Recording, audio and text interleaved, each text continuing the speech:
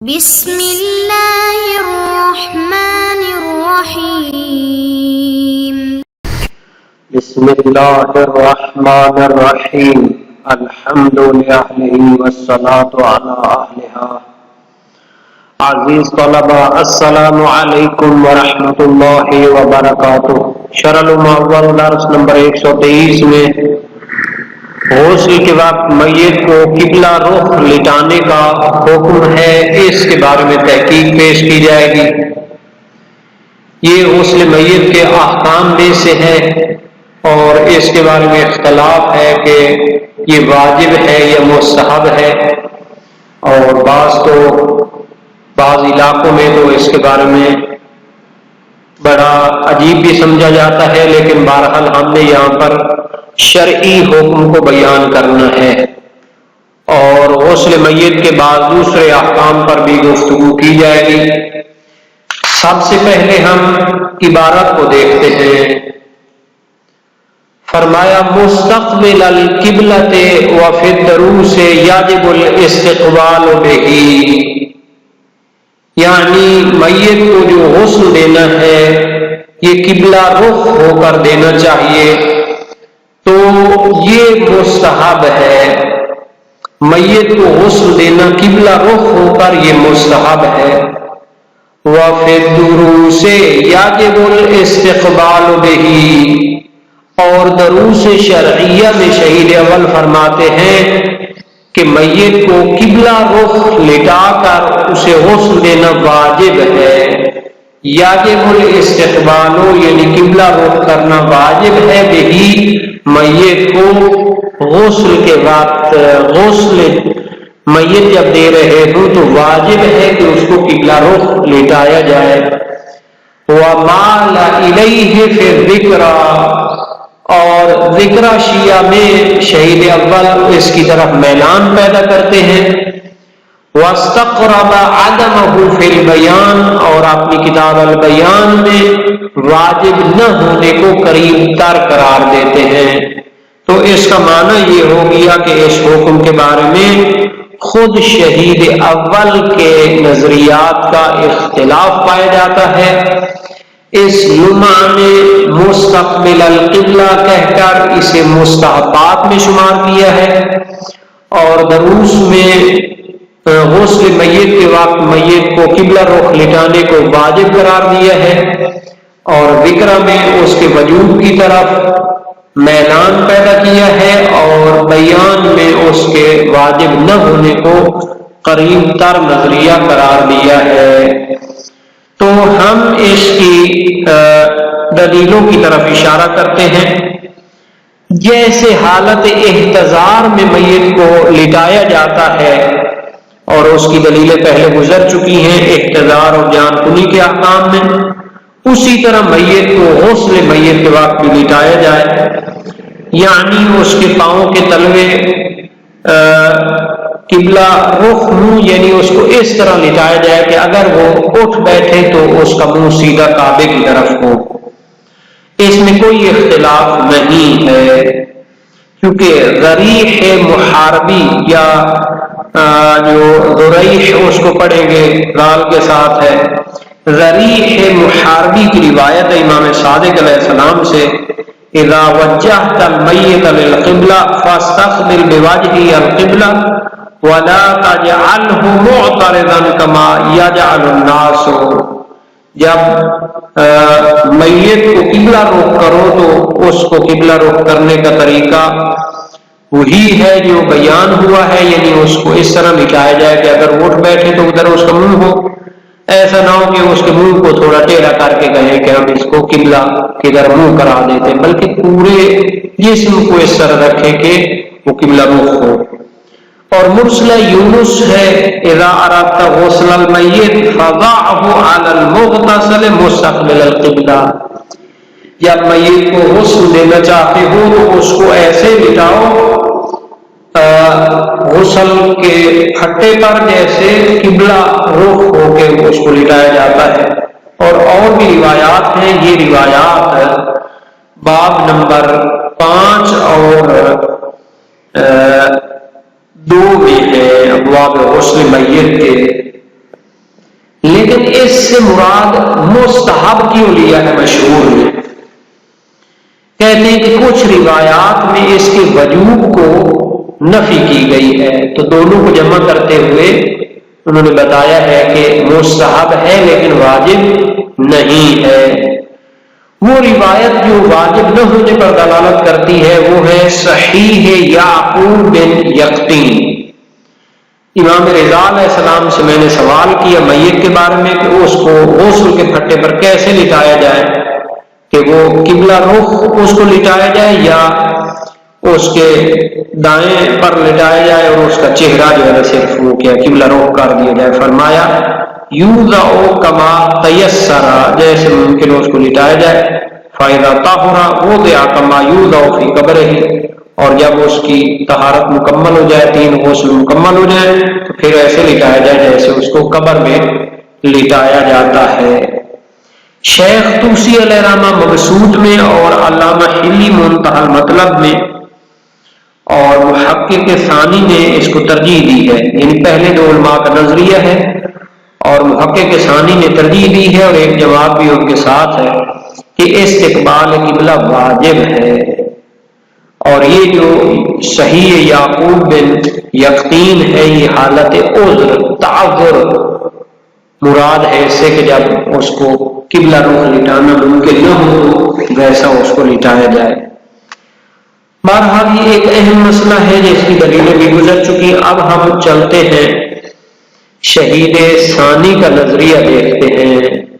یہاں پر عبارت نہیں آئی، حالانکہ بعض کتابوں میں یہ عبارت موجود ہے، وَهُوَ قَوِيٌّ، یعنی واجب نہ ہونا بلکہ غسل میت کے وقت میت کو قبلہ رخ لٹانا مستحب ہونا قوی ہے۔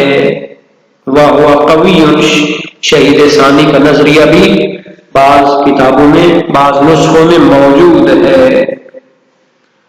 اب ایک اور حکم کی طرف، وَتَخْلِيصُ الْغَسَلَاتِ بِأَنْ يَغْسِلَ كُلَّ عُضْوٍ مِنَ الْأَعْضَاءِ الثَّلَاثَةِ ثَلَاثًا فِي كُلِّ غَسْلَةٍ وَغَسْلُ يَدَيْهِ أَيْ يَدَيِ الْمَيِّتِ إِلَى نِصْفِ الذِّرَاعِ ثَلَاثًا مَعَ كُلِّ غَسْلَةٍ وَكَذَا يُسْتَحَبُّ غَسْلُ الْغَاسِلِ يَدَيْهِ مَعَ كُلِّ غَسْلَةٍ إِلَى الْمِرْفَقَيْنِ۔ مستحب ہے 3 مرتبہ دھونا تینوں دھونے والے اعضاء کو۔ تخلیص الغسلات کا معنی ہے جن اعضاء کو دھونا ہے ان کو 3 مرتبہ دھوئیں۔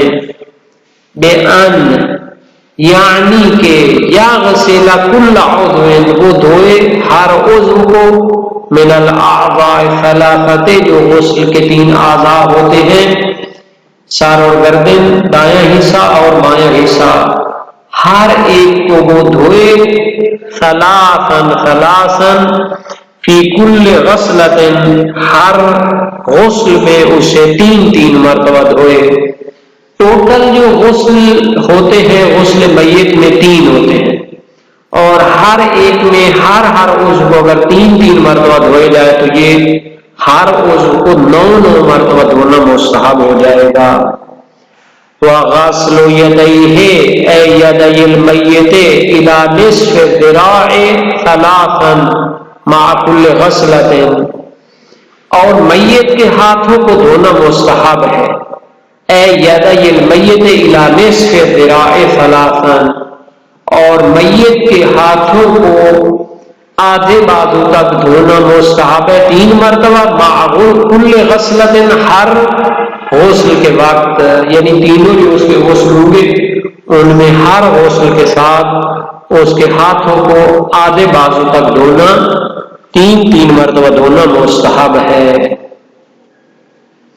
وَكَذَا يُسْتَحَبُّ غَسْلُ الْغَاسِلِ يَدَيْهِ مَعَ كُلِّ غَسْلَةٍ إِلَى الْمِرْفَقَيْنِ، اور اسی طرح مستحب ہے کہ غسل دینے والا دھوئے اپنے ہاتھوں کو مع كل غسلة، ہر غسل کے ساتھ، إِلَى الْمِرْفَقَيْنِ، یعنی کوہنیوں تک۔ تو یہ جناب دھونے کی تعداد کے حوالے سے جو مستحبات ہیں وہ بیان ہو گئے۔ مستحب ہے کہ ہر غسل میں ہر عضو کو 3 مرتبہ دھوئے، اور میت کے دونوں ہاتھوں کو نصف ذراع یعنی آدھے بازو تک 3 مرتبہ دھوئے، اور اسی طرح مستحب ہے غسل دینے والا اپنے ہاتھوں کو ہر غسل کے ساتھ کوہنیوں تک دھوئے۔ تو یہ دھونے کی تعداد کے حوالے سے جو مستحبات ہیں وہ بیان ہو چکے ہیں۔ اب ہم آتے ہیں، اس کی دلیلوں کو بھی ویسے دیکھ لینا چاہیے کہ معصومین کے فرامین میں بھی اس کی دلیلیں موجود ہیں یا نہیں ہیں۔ تو میت کے ہر عضو کو 3 مرتبہ دھونا ہر غسل میں یہ مستحب ہے، کاہلی کی روایت ہے۔ فرمایا استقبل بباطن قدمیہ القبلۃ حتی یکون واجبہ مستقبل القبلہ، ایک تو اس کو قبلہ رخ لٹا دے، ثم تلین مفاصلہ، اس کے جو جوڑ ہے اس کو نرمی سے سیدھا کر دیں۔ فَإِنِ امْتَنَعَتْ عَلَيْكَ فَدَعْهَا، اگر اس کے جوڑ سخت ہو چکے ہوں، سیدھے نہ ہوتے ہوں تو چھوڑ دو ان کو۔ ثم ابدأ بفرجہ بماء السدر، پھر اس کی شرمگاہ کو دھوئیں۔ وَغَسِلْهُ غَسْلًا نَاعِمًا، اور بڑا لطیف طریقے سے غسل دیں۔ ثم اضجعه على شقه الايسر ليبدو لك الايمن، پھر اس کو بائیں طرف لٹا دے تاکہ اس کا جو دایاں حصہ ہے وہ ظاہر ہو جائے۔ ثم غسله من قرنه الى قدمه، تو اس کو اوپر سے لے کر نیچے تک دھوئیں۔ وامسح يدك على ظهره وبطنه 3 غسلات، اور اس کے ظہر، پشت اور پیٹ پر 3 مرتبہ دھوئیں، ہاتھ پھیرے۔ ثم رده على جانبه الایمن الى آخر الخبر، اور پھر اس کو دائیں طرف لٹا دیں اور بائیں طرف کو اسی طرح دھوئیں۔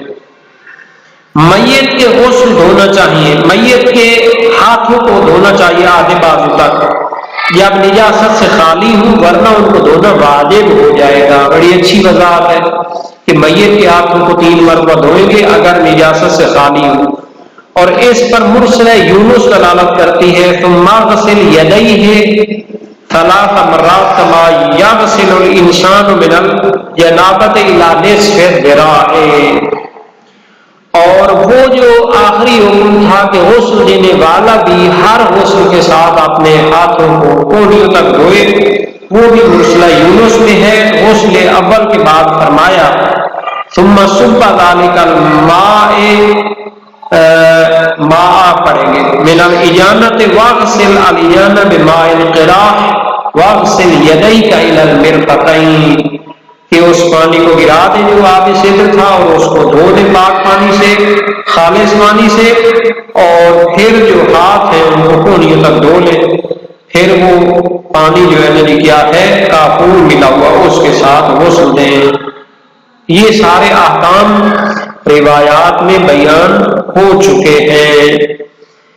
اس کے بعد ایک اور حکم ہے وَمَسْحُ بَطْنِهِ فِي الْغَسْلَتَيْنِ الْأُولَيَيْنِ قَبْلَهُمَا تَحَفُّظًا مِنْ خُرُوجِ شَيْءٍ بَعْدَ الْغُسْلِ لِعَدَمِ الْقُوَّةِ الْمَاسِكَةِ، فرماتے ہیں اس کے پیٹ کو دبانا چاہیے، مس کرنا چاہیے پہلے 2 غسلوں سے پہلے، چونکہ اس کے 3 غسل ہوتے ہیں تو پہلے 2 غسلوں سے پہلے ان کو مس کر لے، دبا لے۔ تحفظا من خروج شیء، تاکہ اگر کوئی چیز نکلنی ہے تو وہ نکل جائے، اس سے حفاظت کرتے ہوئے کہ کوئی چیز غسل کے بعد نکلے، غسل سے پہلے دبا لیں گے تاکہ غسل کے بعد کوئی چیز نہ نکلے۔ لعدم القوت الماسکۃ، چونکہ اس وقت وہ جو قوتیں ہوتی ہیں جو جسم کی اس کو مینٹین کرتی ہیں، اس سے نجاست وغیرہ کو نہیں نکلنے دیتی، وہ اس وقت ختم ہو چکی ہوتی ہے، قوت ماسکہ ختم ہو چکی ہے۔ قوت کی 3 قسمیں ہیں، ابو علی سینا نے اپنی کتاب قانون میں فرمایا ہے، ان قوا اور طاقتوں میں سے جنہیں بدن انسان میں رکھا گیا ہے، بعض یہ ہیں قوت جاذبہ، جاذب کرنے والی قوت، قوت ماسکہ روکنے والی اور کنٹرول کرنے والی قوت، قوت ہاضمہ ہضم کرنے والی قوت، اور قوت دافعہ دفع کرنے والی قوت. یہ جو فاضل مادیوں سے نکل جاتے ہیں یہ قوت دافعہ کہلاتی ہے. تو پہلے دو غسلوں سے پہلے اس کے پیٹ کو دبا لینا چاہیے تاکہ اگر اس سے کوئی چیز نکلنا چاہتی ہے تو نکل جائے. إِلَّا الْحَامِلَ الَّتِي مَاتَ وَلَدُهَا فَإِنَّهَا لَا تُمْسَحْ حَذَرًا مِنَ الْإِجْهَاضِ. کہتے ہیں مگر حاملہ عورت جس کا بیٹا، جس کا بچہ اس کے پیٹ میں مر چکا ہو تو اس کے پیٹ کو نہیں دبایا جائے گا. حذراً من الإجهاض، کہیں اس کا مردہ بچہ اس کے پیٹ سے سفت نہ ہو جائے، بلکہ اس کو اسی طرح اسی حالت میں غسل دے کر دفن کر دیا جانا چاہیے. تو یہ ایک حکم ہے کہ اگر حاملہ عورت ہو تو پھر اس کے پیٹ کو نہ دبائیں تاکہ کہیں اس کا بچہ اندر مر چکا ہے یقینی ہو تو پھر تو اس کو نہیں دبانا چاہیے کہیں وہ باہر نہ نکل آئے. اجہاز کا مطلب کیا ہوتا ہے؟ اسقاط، اسراع، تو اس کو نہیں دبانا چاہیے. اب اس کے حکم کو بھی دیکھ لیتے ہیں. پہلے دو غسلوں سے پہلے اس کو دبا دینا چاہیے تاکہ غسل کے بعد کوئی چیز نہ نکلے. یہ خبر کاہلی میں ہے، امام صادق علیہ السلام سے ہے اور امام نے اس میں فرمایا ہے وَامْسَحْ بَطْنَهُ مَسْحًا رَفِيقًا ثُمَّ تَحَوَّلْ إِلَى رَأْسِهِ وَابْدَأَ بِشِقِّهِ الْأَيْمَنِ. لیکن تیسرے غسل کے بعد اس کے پیٹ کو نہ دبائیں، چونکہ جو ہے نا جی کیا ہے اس کا ایک تو روایات میں ذکر نہیں ہے اور دوسرا اجماع بھی ہے کہ اس کا استحباب نہیں ہے، اور بلکہ اس کو دبانے کا جو مکروہ ہونا ہے اس کے بارے میں بھی اختلاف ہے. اور یہ جو آیا ہوا ہے کہ اگر وہ کیا ہو حاملہ ہو تو اس کو نہیں دبائیں گے، انس بن مالک کی روایت ہے نبی اکرم سے کہ اذا توفیت المرأة فارادوا یغسلوها فلیبدؤوا ببطنها فلتمسح مسحا رفیقا ان لم تکن حبلا. اگر وہ حاملہ نہ ہو تو اس کے پیٹ کو آرام سے دبایا جائے. فإن كانت حبلا فلا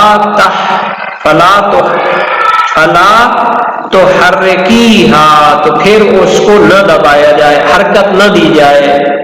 اس سے ظاہر ہوتا ہے کہ حرام ہے حاملہ کے پیٹ کو دبانا، اور یہی ایک جماعت سے ظاہر ہے. محقق ہلی نے معتبر میں، شہید اول نے ذکر شیعہ میں، اور محقق ثانی نے جامع المقاصد میں کہا ہے. بلکہ محقق ثانی شہید اول کی اتباع میں فرماتے ہیں اگر اس کا بچہ سکت ہو گیا تو اس کی دیت کا عشر دینا پڑے گا اس کی ماں کو.